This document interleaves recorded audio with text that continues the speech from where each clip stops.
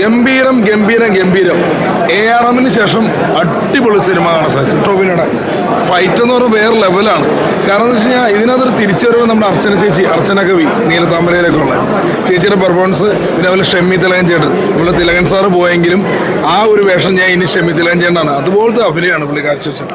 പിന്നെ ഓരോ സീൻസൊക്കെ എന്ന് പറഞ്ഞാൽ നമ്മൾ എന്താ പറയുക ആകാംക്ഷയായിട്ട് കണ്ടുകൊണ്ടിട്ട് ഫൈറ്റ് ആണെങ്കിലും എല്ലാവരും കഷ്ടപ്പെടണം. പുള്ളി ടോവിനോ എന്ന ആക്ടർ ശരിക്കും പരിശ്രമിക്കുന്നുണ്ട് സിനിമയ്ക്ക് വേണ്ടിയില്ലേ.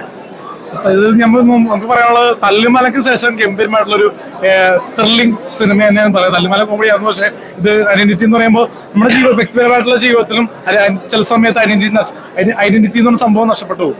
കാരണം ഈ ആണും പെണ്ണും തമ്മിൽ മെന്റലി റൊമാന്റിക് ആയിട്ട് എന്താ പറയാ അടുപ്പം ഉണ്ടാകാം. പക്ഷെ അത് സെക്സിൽ ഏർപ്പെട്ട് കഴിയുമ്പോൾ സെക്സ് ആയിട്ടുള്ള കണ്ടന്റുകൾ ഇത് പറയണമെന്നുണ്ടല്ലോ. സെക്സ് ആയിട്ടുള്ള കണ്ടന്റുകൾ ഷൂട്ട് ചെയ്തിട്ട് ലീക്ക് ആയിട്ട് റോൺ സൈറ്റിലേക്ക് അപ്ലോഡ് ചെയ്യുന്ന ഒരു മെസ്സേജുള്ള സിനിമയാണ്. കാരണം തെറ്റാണ്. കാരണം ജീവിതത്തിൽ ആണും പെണ്ണും ഇഷ്ടപ്പെടുമ്പോൾ പരസ്പരം താല്പര്യം സെക്സിൽ ഏർപ്പെടും. പക്ഷെ ഇത് റിയൽ ലൈഫിലേക്ക് വരുമ്പോൾ അത് ഇത് വീഴ്ചപ്പെടുത്തുന്നത് ഇഷ്ടപ്പെട്ടു. ക്രൈം ചെറിയ രീതിയിലൊരു ക്രൈം വരുന്നുണ്ട്. പിന്നെ നല്ല ത്രില്ലർ, അതാ നല്ല അടിപൊളിയായിട്ട് നമ്മുടെ